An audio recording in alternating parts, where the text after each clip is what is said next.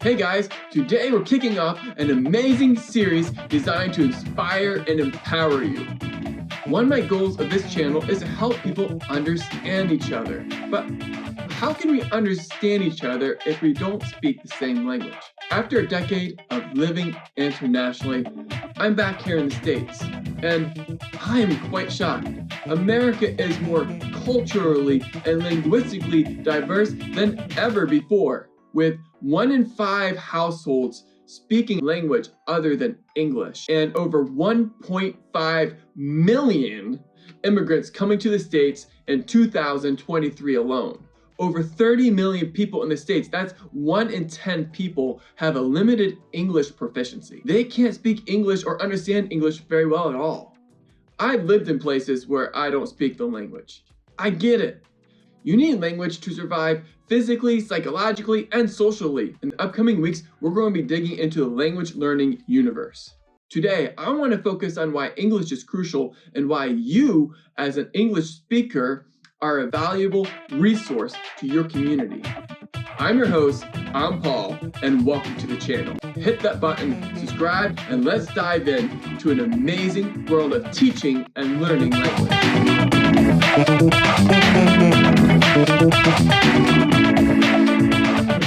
In the upcoming videos, we'll unravel the challenges of language. I'll share some teaching tips from my professional experience, break down basic lesson planning, and explore a treasure trove of methods and techniques that you can use to teach your language. Now, even though I'm rocking degrees in adult education, I have my master's degree in it, for goodness sakes, I want to come to this series as a language learner. Having learned 3 languages in the last 10 years has given me a lot of experience when it comes to learning language, of things that work and things that don't work. My hope is that by the end of this video, you'll understand how important English teachers are in the world today.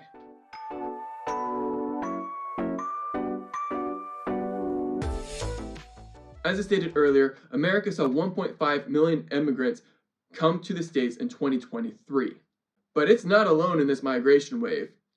The United Kingdom welcomed 1.2 million immigrants themselves, not to mention the amount of immigrants coming to the European Union. The world is shifting. So let's put ourselves in the shoes of the people that are immigrating. For me, moving to Senegal was an absolute culture shock. I was nervous to go to the store, a simple everyday activity that shouldn't make you nervous. Once I went to the hardware store to buy some screws so I could put a picture on the wall, and I couldn't think of the word for screw. I tried to explain it in the best, simplest French I could, and the guy brought me nails, he brought me bolts, he even brought me a power drill. Finally, I broke down and I pulled up the picture on my phone and I showed him, but it wasn't just simple, hey, I need some screws. It was a whole entire ordeal, just because they didn't speak the language. Let's pull this back to immigrants in the Americas, or maybe in the UK. Picture this. A piece of furniture breaks, maybe a chair, table, cabinet, what have you. It stays broken for weeks, maybe months, parts, because America looks very different than their home country. But it's not just stuff, it's situations too.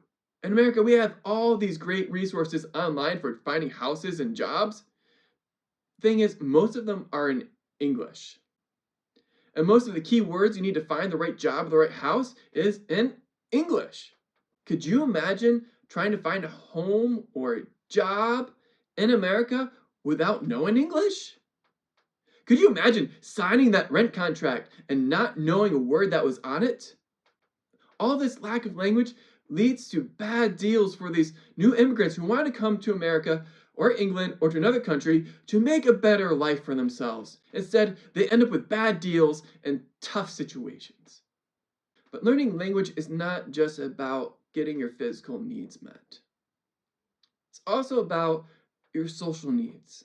Before learning Tunisian Arabic, I felt like an outsider when I went to the cafe, sipping my coffee and listening to everybody else have great conversations and chats and laugh, and here I was by myself. Language was my barrier. I can just imagine what it's like for people when they come to America. And they feel the same thing. They feel like they don't belong. Language is the key to making new friends and exploring a new culture and fitting in and becoming a contributing member of society.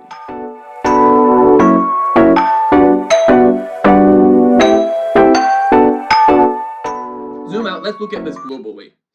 English is spreading like wildfire. They say that there's more English speakers in China than there are in America. India, the world's most populous country, speaks English as their second language. English is the go-to language in tourist destinations. I remember when I was over in Spain on vacation and I saw a Czech couple having a conversation with the hotel staff who were Spanish in English. Mind-boggling. English truly knows no bounds. Let's talk about how English is taking over the professional world. English is the VIP in business right now. If you're working online, a foundational level of English is necessary. Even basic computer code uses English words, giving us native English speakers a huge advantage. The globalization of businesses, international companies are also using English. Not all of them, because there are some that do it in French and Spanish and the other languages, but English is the primary go-to language for many of these companies when they get together for their international meetings. Not just international companies, but students in university. Last year, I went to a conference in Tunisia where university students were doing presentations.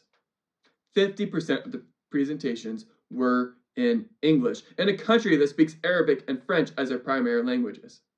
The hottest songs, the biggest movies, the most popular social media influencers are all coming out first in English. I was in Senegal for the premiere of Star Wars 7. And as I was leaving the theater after the movie was done, I heard the guys talking behind me, and they were so amazed, so impressed with all the cinematography and the beauty of the film. They said, "Wow, that was amazing." And then they looked at each other and said, "I wish I understood what they said." If you're vibing with global trends, English is your backstage pass. Let's wrap this up with a golden nugget from the business world. Successful businesses thrive off of meeting the needs of the community. And guess what is the biggest need in the global community right now? English teachers.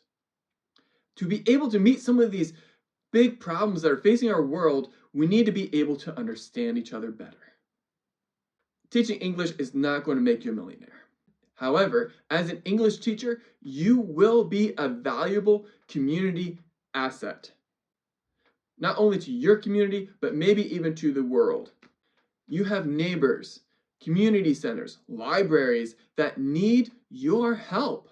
As an English speaker, you are a valuable resource. In the upcoming episodes, what we're going to do is we're going to unpack the art of teaching English. And heads up, you don't need to have a teaching degree to be able to teach English. My parents didn't have a teaching degree to teach me English, but hey, I'm here sitting here speaking it today. Now, I have gone to school, I have studied under formal teachers, but we just want to get people to the basics here, help them to get integrated into the society around them. And what we're going to do is we're going to explore in this series the art of teaching language, empowering you to serve your students, your learners, as a true superhero.